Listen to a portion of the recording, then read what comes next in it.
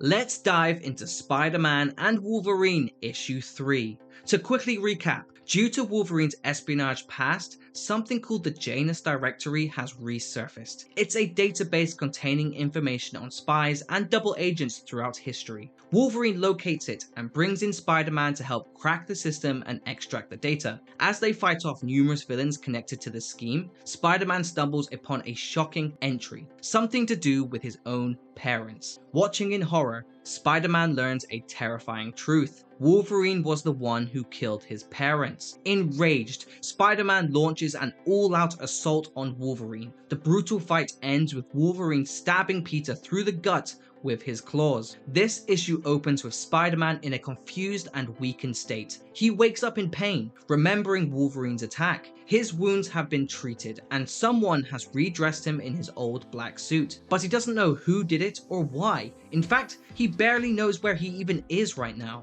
Once he gets his bearings, he realizes he's in the Savage Land. Confirmed when he's immediately attacked by a dinosaur. Still groggy and in pain, Spider-Man tries to react, but before he can do much, Wolverine appears, riding on the back of another dinosaur. Wolverine fends off the T-Rex by slashing it in the eye. He's now wearing a retro yellow and brown costume. He greets Spider-Man warmly, but Spider-Man's thoughts instantly return to the revelation about his parents. While Wolverine tries to be friendly, Spider-Man is having none of it. Spider-Man can't understand why Wolverine is acting like nothing happened. Wolverine tries to calm him down, explaining that he only stabbed Spider-Man because it was the only way to stop him and get a chance to explain himself. He reiterates what he said before. He doesn't remember much from that period of his life, but he knows he did terrible things. He admits that it's possible he killed Spider-Man's parents, but he truly doesn't remember. Spider-Man, still furious, asks why he shouldn't just kill Wolverine right now.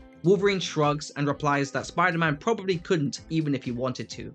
He's too injured and too lost. He reminds Spider-Man that it's also possible he was on the plane with his parents to protect them. The surveillance footage Spider-Man saw doesn't tell the full story, but Spider-Man isn't interested in theories. He thinks Wolverine sounds insane. Wolverine clarifies further. He remembers Spider-Man's parents as his friends at the time. That doesn't mean he didn't kill them. He's killed friends before, but the truth is, neither of them really knows what happened. Spider-Man, now overwhelmed, asks what he's supposed to do with all of this information. Wolverine simply says, "Damned if I know." He doesn't expect Spider-Man to move past it quickly, but asks him to keep an open mind. In any case, they're stuck in the Savage Land with no idea how they got there, and if they don't work together, they're probably going to die. They suspect the villains who attack them have something to do with it, but they can't figure out exactly what the plan is. Mid-conversation, arrows suddenly fly through the air, striking near them. It becomes clear they're being hunted. As they flee,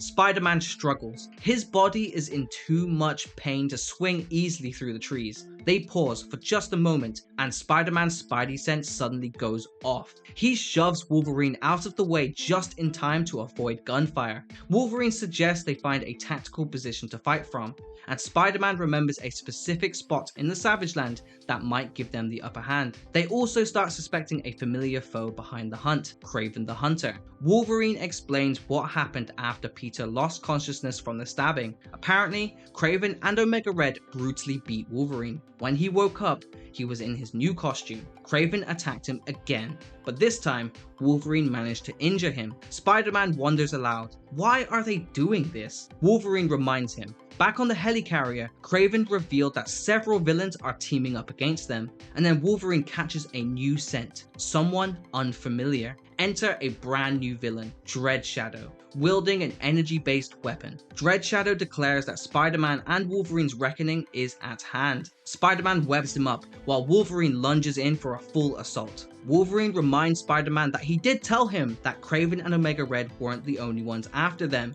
Spider-Man, ever sarcastic, shrugs it off. Nobody likes an "I told you so," right? Dreadshadow complains that Spider-Man talks too much, and Wolverine fully agrees. Spider-Man pushes through the pain coursing through his body as they fight. He topples some trees to slow down Dreadshadow and buys them another opportunity to escape. But Kraven is waiting on the high ground with a rifle and starts shooting. Wolverine urges Spider-Man to reach the location he remembered. Now would be a good time for that. Spider-Man agrees, pushing forward despite the pain, hoping to do so without spilling his guts everywhere. Wolverine tries to hold off Kraven to buy some time, but Kraven is prepared. As Wolverine tackles him, Kraven lets go of 2 grenades, massive explosion. As Spider-Man swings away, he questions everything. He's in agony, unsure if he can trust Wolverine. Why would Wolverine try to calm him down by stabbing him? But then again, that's just who Wolverine is, a killer. But maybe, just maybe, he didn't kill Spider-Man's parents after all. Maybe someone else did. The finisher once claimed he was the person who killed Spider-Man's parents, but maybe he just hired someone else, like Wolverine, to do it. Spider-Man doesn't know what to believe anymore. As these thoughts overwhelm him, he has to force himself to focus, and just then he spots it, the ruined building he's been searching for. But Kraven's already there. So is Dreadshadow, along with a group of henchmen. Spider-Man fakes unconsciousness. At least he hopes he's faking, and the goons assume he's finally succumbed to his injuries. This gives him the moment he needs. He suddenly springs into action, and Wolverine strikes from behind. He slashes open a webbed wall, unleashing a pack of velociraptors, residents of the ruined city, once destroyed by the X-Men and now taken over by dinosaurs. The raptors attack Kraven, Dreadshadow, and his crew. Spider-Man dives into battle against Kraven. Every punch sends waves of agony through his body, but he pushes through,